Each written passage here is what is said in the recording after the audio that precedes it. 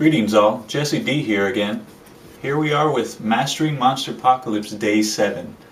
Today we're going to look at kind of our choice of map. Now, there are a few things to consider before making what you think would be the best choice for your map. So we're going to go ahead and do that real quick.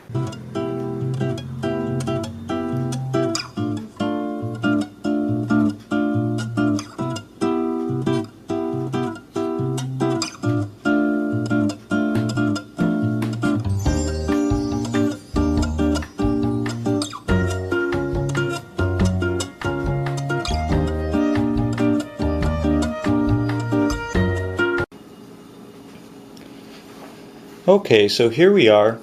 We're going to consider a few things, as I said earlier, and we're going to go ahead and use Danger Lake as an example. Don't you love that? Danger Lake.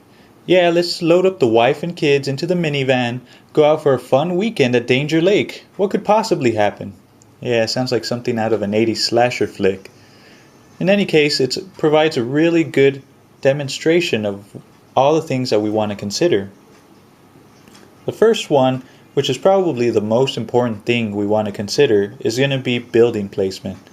We really do have to look at these foundations and see if they're going to be helpful for us and as far as building a power base, or maybe you don't even want to do that. Maybe you want as few buildings as possible. Whatever your playstyle is, we really have to consider the buildings that we use. Another thing that we want to consider is going to be the terrain. Now we know the terrain's not very important for monsters, as they can pretty much access any part of the map. But for our units, it's going to be a whole different story. So we can see here, Carnodon, it's going to be a little tough for him to get around, as he doesn't like to get wet. But those are the things that we have to consider, in addition to probably what I would say main thing that we want to consider, which is objective spaces. Now there are a lot of things that we kind of include in our objective spaces. The first one being the power zones. We can see here, very helpful. We have the negative zones. Have a few here. We also have something that's not shown here is ability zones. We can also look at the speed boost here. They can help us potentially. We also have teleporters here. Now that's what's going to help Carnodon to actually get from here to here. See? Now he can do some real damage. The last but not least certainly is going to be the spawn points.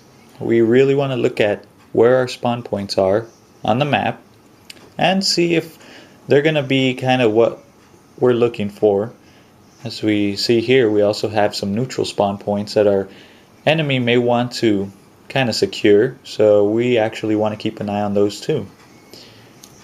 And we're going to go ahead and go into more detail, but I'm going to go ahead and do that on my map of choice, which is of course Mean Streets. Okay, so here we are.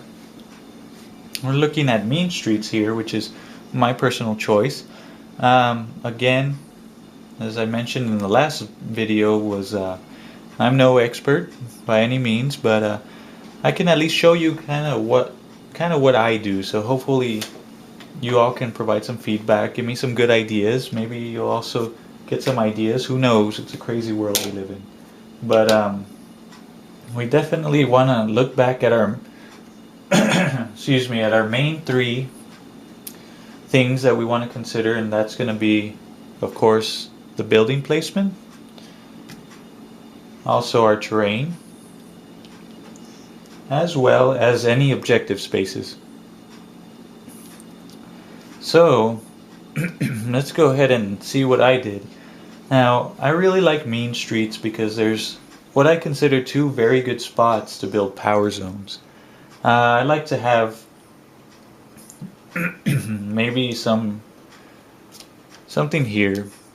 I think this is the map that kind of has a space that's furthest to the back possible to the edge of the map. So it's going to be really hard for any opposing units to get to your side. And it has some good opportunities to place that that good power base that I was talking about, where you can secure 2 buildings with as few units as possible. So I actually like to put my power base here. That's a good spot there. Or even here is a really good spot. I always like to put the Imperial State Building as a really high defense. In addition to that, as you'll notice, there's 2 spawn points here and 1 over here, so it's going to be very easy to secure the power base on the first turn. I really like to have the fire engine right next to both of them so that they both benefit from the extra defense made by enemy attacks. That's something I should have mentioned probably in my buildings.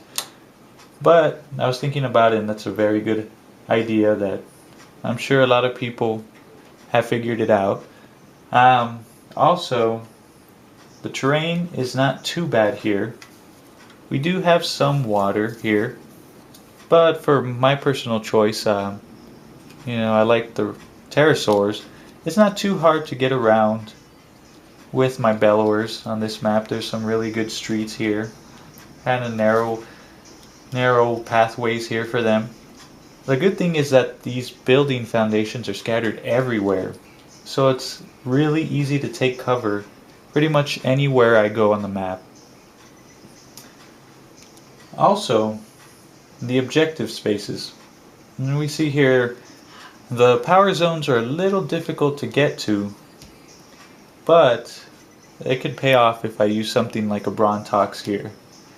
Here or here, very good spots to place a Brontox. Be able to spawn from that point and move forward. And of course I gain cover for doing that, so it's not too much of a problem. But something I want to look at going back again real quick was the power base. Now, for example, maybe I could build one, say here. Pretty good spot. I can go ahead and set, what I like to do is kind of set the privateer press building there. And maybe, just for an example, I could do this. Place a bunch of Mount Terrors around here.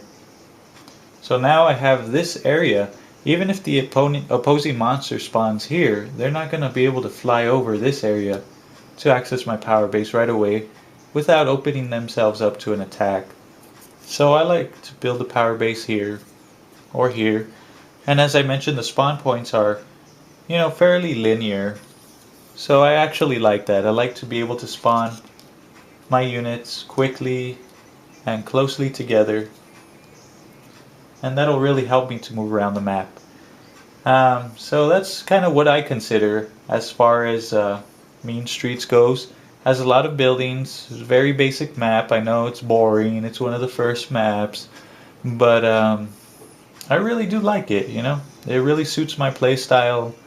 I like to secure the power base as much as possible, and the only way the monster's going to be able to access it is if they come out into the open, allowing me a chance to counterattack for something a lot more powerful. And that's pretty much it. Hopefully you all can chime in, give me some good ideas, maybe something I'm overlooking or not considering. So yeah, that's about it. Thanks for watching, guys. My word.